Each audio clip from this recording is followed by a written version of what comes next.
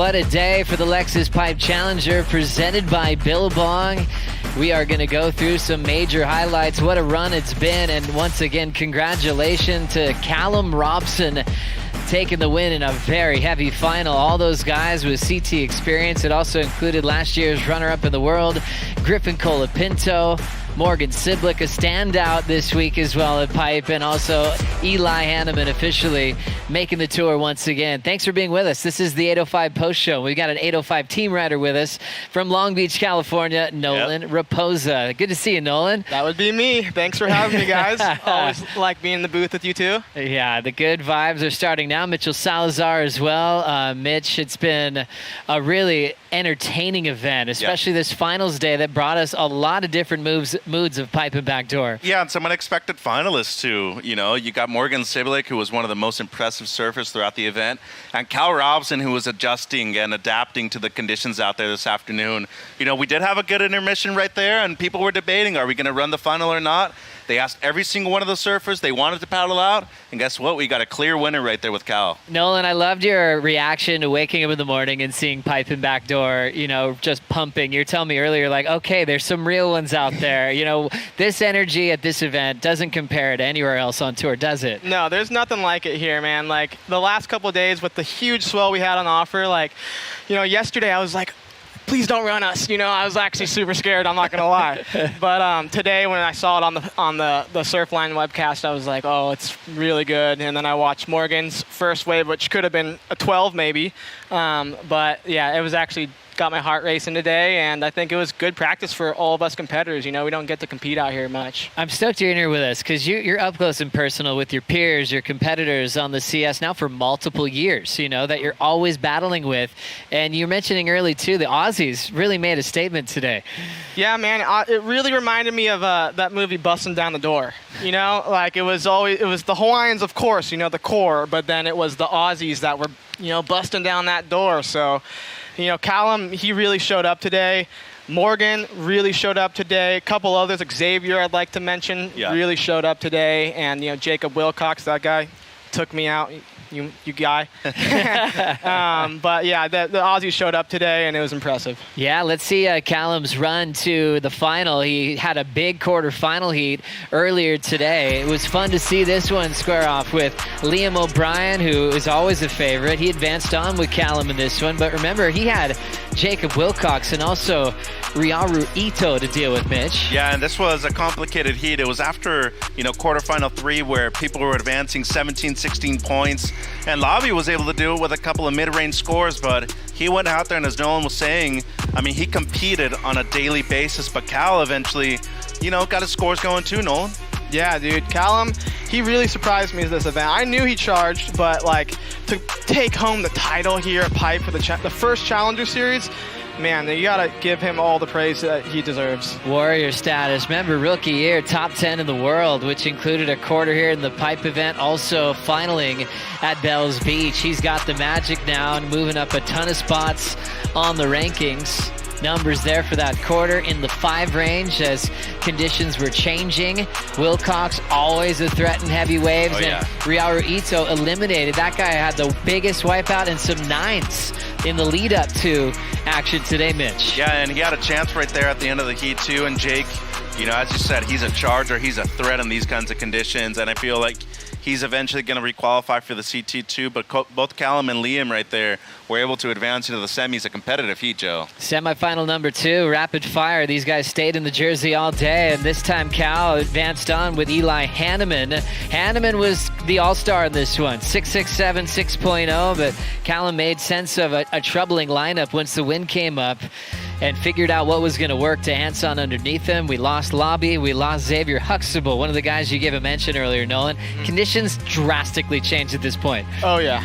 Yeah, I mean, they looked challenging out there. I saw them all discussing, like, if they wanted to go out there. I think that was the great call, honestly. Like, girls hopefully will get really good waves tomorrow. They're still going to be swell tomorrow, and I mean, it was a joy to watch today. I mean, I didn't have any sort of like downtime watching the waves today. It was an awesome time. You could see Cal was like, okay, I'll take that one. 3-2, knowing that was a more of a survival heat to make it into the final, and he had the long road on the rankings to try to catch up to these guys in the top 10. Eli looking like he was turning into the favorite at this point to go all the way before we started that final, Mitch. Yeah, and especially as you said, with the conditions that deteriorated pretty quickly, but the 2 6s right there, Cal barely scraped through, and Liam, I mean, he was a 3-point ride away from making the final right here, Joe. And I guess we're focusing on it with conditions and changing throughout a day. You've been in big finals day like in Bolito 2024 and many more, but you know, like, you can't expect the same waves in the quarters to the semis. Today was a big test of that, Nolan. Definitely. I mean, this morning was all time, and then, you know, there was a little feather coming in for 1 or 2 heats, you know, and then it cleaned back up again, because I saw Billy talking to Eli after my heat. He was like, what do you guys think? Like, what should we make the call? Because the heat 6 was the call time. And then they're like, yeah, it looks still clean out here. And then sure enough, I mean, we knew the wind was going to come. So yeah, semis, it got onshore. But I mean, we watched the last pipe contest they had here for the QS, and Eli made it look like the funnest waves ever. And so I think that's kind of why he definitely looked like the favorite today, because he made it. He beat John out here, you know, like that's crazy. It's so crazy. The final was stacked. Eli had regained his spot on tour, had a mini celebration party, but he got so locked in again with his coach Chris Gallagher and was ready to go back to back with his pipe wins. It was a big story for the Aussie, Callum Robson, taking out that win, but it was also Morgan Cibilic with a big 13+ total, along with Griffin Colapinto, who was feeling the magic from his grandmother. Yeah, and what was really interesting right here, Joe, is that we see something that Cal rarely does. He took to the air when he most needed to under pressure as well. Used priority on this wave, got one of the best scores out of the heat. And when it comes to adjusting it on the fly, and as Nolan's been saying, I mean, there's times where you're literally having minutes in between heats, and you got to keep your attention on the waves the entire time. So no easy feat, but he got it done right here in the final, Joe. Good reads in the barrel, good rails from Caltex. Man, he was solid. A 2-turn combo, is aggressive after a pit at backdoor, especially with those windy conditions. An emotional moment, 10,000 points in the second to last CS on the calendar, and I think every Aussie in the draw is down there to celebrate, Nolan. Oh yeah, we were sitting right next to the Aussie. It's funny, there's actually 2 camps. Reynos was coaching a couple of the Aussies, and Bam was coaching a couple of them as well. And then there was the Aussie coaches coaching, I think, Callum and maybe Morgan. Maybe Bam might have been coaching Morgan, but yeah, you could hear them. They were screaming at each other after every single wave, and so you kind of knew the Aussies were going off when you could hear them screaming. Yeah, what a run. You look at what Callum did on tour, and then kind of having that big rise to almost accidental stardom in a way, you know, where he just had this success I don't even know if he knew he was going to be prepared for. Having a few years, having some big highlight moments, even a slab 10 in Portugal, and then going to the hard work of going, okay, I got to try to get back on tour again. And this has been his best season to date, Mitch, still with one event to go. Yeah, and now the question is begged, can you do it at home? Under pressure with the major spotlight, especially with it being your last chance as well. So I think he's not the only one that needs to answer that. Fortunately for everybody else, they got to answer it too, Joe. And also for Cibilic, you know, today he got into the quarters. He was outside the top 10 coming into this event. So he took some crucial points and really gave Callum a run for the money. For me, Nolan, Morgan looks completely different in a better way, even after he finished 5th in the world back in 2021. Yeah, no, he looks locked in this year, definitely. I think there might have been a couple bumpy events, you know. For everyone always has a bumpy event. But, like, this event, you could see that he was really focused. I mean, even watching his first heat this morning, he was balls to the wall, just went on that first wave, and it could have been a perfect 10 right off of the gate on the first heat. And then after that, a minute later, he's back in the lineup, drops a 9. So, I mean, you kind of knew this guy was unstoppable today, and I think, yeah, he made a strong performance. It's interesting, Mitch. We want to know who the rookie class is. We want to know who the comeback stories are going to be. And I mean, if there's any theme to this, sticking with Nolan's bringing up, this Aussie surge, you know, from George Pittard, Jacob Wilcox, Morgan Cibilic, Callum Robson, you really feel it at this event. Oh, yeah, and I think it's a testament to how strong the region is. I know Nolan can attest to it, but us in North America, there was a while where a lot of surfers from the region qualified for the championship tour. They had the debut. Griffin, last year's runner-up as well. Brazil obviously had their moment with the Brazilian Storm. It seems like the Australians are on the comeback once again, and they look strong and fired up, Joe. Yeah, trying to get more threats into the world title race. You know, lately it's been about the Brazilian domination for world titles. Iago Dora throwing his name in the mix. John's the only one that's gotten a few in there in the last 12 years. Where you're looking Ethan Ewing, Jack Robinson. The Aussies are hoping for more backup for world title threats. They might get them this year, Nolan. Yeah, no, definitely. But I think there's one guy we might be forgetting about today, and I think he might not be the winner, but he is the local winner, Joey Johnson. Yeah, Joey. That guy is the MVP today, and, I mean, you should have seen it over at the boys' house, champagne showers for his semis. He was looking for his check.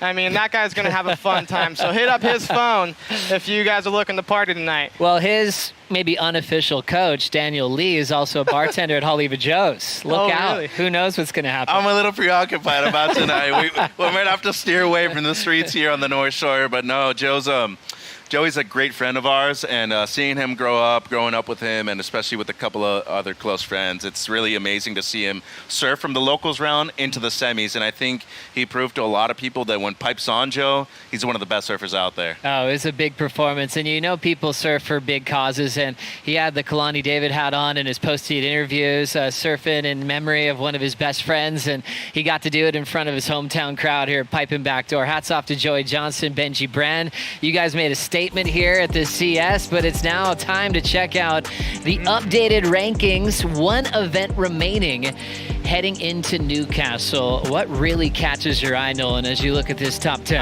I'm looking for my name. Where's my name over there? Let's go down to the next one, maybe. Hey, 25th, man.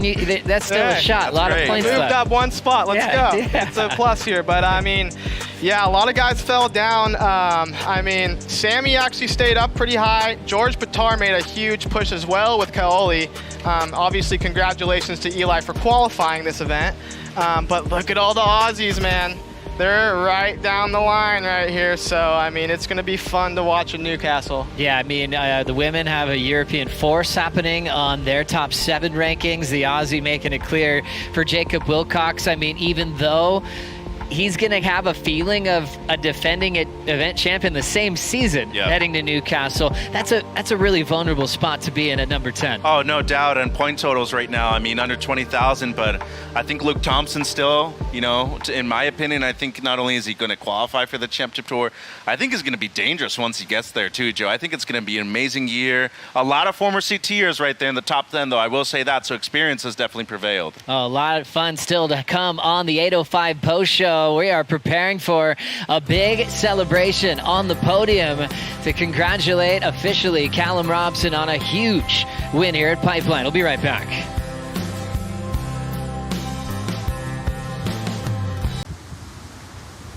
Welcome back to the 805 post show. We had a big final go down just moments ago, and Callum Robson, the Australian, taking a huge Challenger Series win.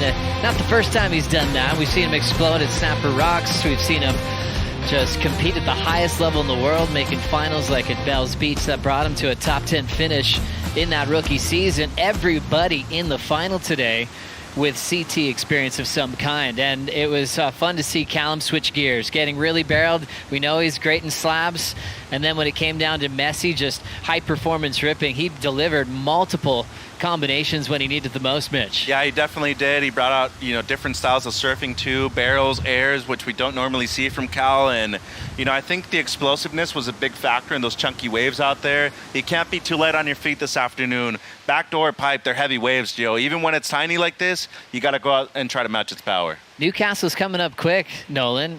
When do you fly out of here? How are you going to start preparing for the last event of the season? I mean, I got to go hit the gym, right? I'm going to go, do some workouts, surf. I think there's a lot of swell back at home. So, I mean, definitely reset, get the new boards, and probably go over to Oz beginning of March. Yeah, March 9th is opening day. So how much time do you need before opening day of a waiting period? What's your happy place there? At least 5, I'd say. If you go any later than that, then it takes a little while for the jet lag. It takes a good 2-3 days to really acclimate to a time schedule there in different international places. Yeah, it's interesting when it comes up the last end of the season, there's different energy there because there's a lot on the line for people close. Nolan, how are you feeling personally heading into that event? I feel the same as always, honestly, no pressure at all. I've been in the same exact place the last 4 years now. So, I'm just scratching the surface. And, yeah, honestly, I don't feel any pressure whatsoever, and I'm excited to go back to Newcastle because I felt like I left some meat on the bone there at the beginning of the season, so I'm excited to go back. Oh, psyched to watch you, Nolan. Remember, guys, we haven't finished the women's event yet. We had one heat in the round of 32, and that was the one Molly Picklum just ran away with it. We'll get a little bit of a preview. It's not the whole rookie class, but we've got Yolanda Hopkins and Tia Zabrowski matched up in Heat 2 along with Anat Lelior and Vahine Fierro, Mitchell Salazar. Where are we going with this thing? That's not an easy heat right there. Yolanda's been putting in the work. She's actually been the first surfer out at dark most days. And Tia Zabrowski, a phenom. Demishi's going to be Rookie of the Year on the Championship Tour once we start the season. Not Lelior, she's no slouch in these types of waves. She's putting in a lot of time too. Of course, Vahine, we can't talk about the Polynesian queen out there without mentioning how good she is in these types of waves. Vahine doing extra work with Ross Williams the last few weeks on the North Shore. And then how about Heat 4? Betty Lou Sakura Johnson, Annette Echebari. We've got Vahiti Inzo and also Moana Jones-Wong, the queen of Pipeline, Noah, and that's a huge one. Yeah, that's a local heat right there. I feel Annette, she could be the sneaky little wild card in that heat, but you cannot look past Moana Jones. If it's barreling out there, she's the queen, so, you got to give it up to her. But, yeah, Betty Lou and the Heaty are definitely sneaky as well, so yeah, it's going to be a fun heat to watch. Gosh, Betty Lou is so fired up. Coming off her best season to date, 2 big wins, beating Molly for the first time in her career, and she'll get to play that home court role as well, Mitch. Yeah, top 5 surfer last year, as you're mentioning, but I think she just has a lot to prove to herself out here, too. If she can get the reps in, especially before the season starts, it would be beneficial to her. Time to check out the Surfline forecast to see what it might look like tomorrow morning for the women out there, as we've already wrapped up the men. Big thanks to Kevin Wallace and the crew. Nolan, you still got your premium membership, or do you need us to help you out? Oh, I still got the premium membership. Oh, there we go. Great. You can't be a professional surfer without a Surfline premium membership. You need it. Yeah, let us know if you need some help there. We know that Billy was talking to all competitors closely, using these maps, going, what do you guys want to do? I think the hope for tomorrow morning is that we'll have clean conditions to start the round 32 back up again, Mitch. Yeah, and 6 to 10 feet, side on shore, that's still doable. I mean, the afternoon might get a little messy, but way better than Saturday. Side shore, side offshore. Sunday, potential right there, but Monday, it gets difficult again, and that is the last day of the period. So I feel like tomorrow, early thing, get things going and see how the rest of the day pans out, Joe. Big thanks to Surfline. We definitely have had an interesting winter here on the North Shore, and you think of all the events we've had, we definitely have been very grateful to score some of the best moments. Bombing conditions that have been clean, but then tested with Kona winds and on shores, so it's definitely been keeping us on our feet, Noah, and never know what to expect on any given day. Definitely not, no. I mean, it's been tough to even find waves on the last couple of days because it's been so big. But, yeah, the winds have been changing, and that's the problem this season here in Hawaii, is that it seems like there hasn't really been, predictable winds. It's been a lot of different, trades and Konas and onshores, offshores, so it's just you kind of got to wake up and just see every single day. And, today I feel like we kind of lucked out. It's always a fun day when we figure out who made the top 5 of the 805 post show. If you're a part of it, congratulations. Let's roll the tape. Coming in at number 5, hard list to make. Let's kick things off with the warrior from Meriwether Beach. All pipe dreams for Morgan Cibilic. Yeah, and what an impressive performance from Morgs. I think the best way to really capture his essence at this event is no fear. He went out there, and especially after that first fall in the first heat this morning, he proved to himself what he's capable of at this wave, and pipe dreams for a reason. He got pitted at this event, Joe. 9 and an 8.5, 17.5 total. There's a lot of great performances from Morgan over his career, but this is my favorite I've ever seen, and well-deserved 5th spot. He's feeling it. Nathan Hedge firing him up. He's stoked. Number 4, Nolan. George Pitar getting on the map here. Oh, this one fired me up. I was claiming 10 from the start, man. I don't know if there was a better wave today. This was the one. I think the judges could have gave him a little bit more, maybe, but man, George, that must have felt good. 977. I was next to Ross on a break when we watched this from down the way. We were just like, tens. I thought so too, and I even said it during the broadcast. I was like, give it to him, but 977 still, and barely made that heat. Seth Moniz was in control of second place, and GP making it into finals day right here, Joe. Number 3 on the list, man that's already gotten a shout out from Nolan today in the 805 post show. Xavier Huxtable getting on the list. Yeah, man, he was a surprise too. I mean, it's tough out here when you're free surfing. You can't get many good waves, so you don't know who's standing out even before the comp and stuff. But you know what? He showed up today. He really did, and he impressed everyone. I mean, look at that. Just look at that. He surprised himself, I bet. So, like, yeah, he's going home very happy, I'd say. We've seen what he does at Bells. Look what he does at Backdoor. Number 2, Elijah Hanneman, qualifying once again for the tour and doing it in style. Yeah, Maui no Ka'oi right here for Elijah, as you said. Big moment in his career. Back-to-back finals at the Challenger Series level 2. That drop was insane by Eli right here going lap 2. Late one, took off under the lip, and it was this heat right here that got him back on the championship tour, Joe, and for good reason, deserving of it. And a party will be happening very soon for Eli because he finally got the message officially that he's back on tour. Everyone so proud of this guy's hard work, and that's what this one came down to, the work ethic and winning the 805 post show, winning the Lexus Pipe Challenger presented by Billabong. Callum Robson, Nolan. Wow, dude, I couldn't believe he pulled this. I've seen it on his Instagram. He's been training really hard. If you follow this guy, you know he does not sleep at all. So, yeah, he really did well today, and I'm super stoked for him. What a run for Callum, showing that he can adapt on the fly. He had a quick chat with Billy before the final, and you can just tell he's like, I'm ready for anything. If everyone wants to go, I'll go. That's the attitude to have right here at this level. It's a Challenger Series. You can run in, 2-foot slop into perfect waves out there that we saw this morning too, but I think he adjusted very well, and there's a reason why he became the champion at the end of the event right here, and adds his name to a very impressive list of champion right here at Pipe 2, Joe. Yeah, look at this chair from all your best friends. Maybe the best ride after all the rides you've had throughout this event. Callum Robson, feeling the love here at Pipeline, and he'll always be remembered for big performances throughout, big barrels, and then a scrappy final with a lot of CT experience.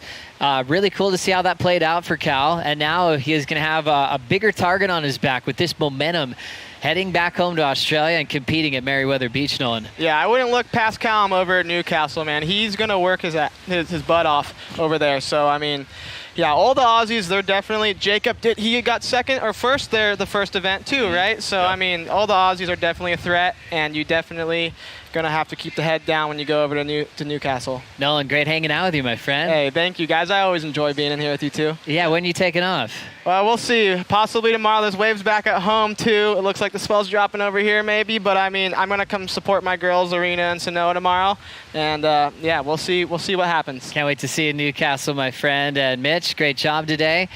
We'll see you guys in the morning for the call. If you're waiting for the presentation, it's not happening live, but stay tuned to WSL Socials to get all the highlights of the award presentation. Callum Robson takes it. We'll see you tomorrow morning for the women's call at 7:30 local time.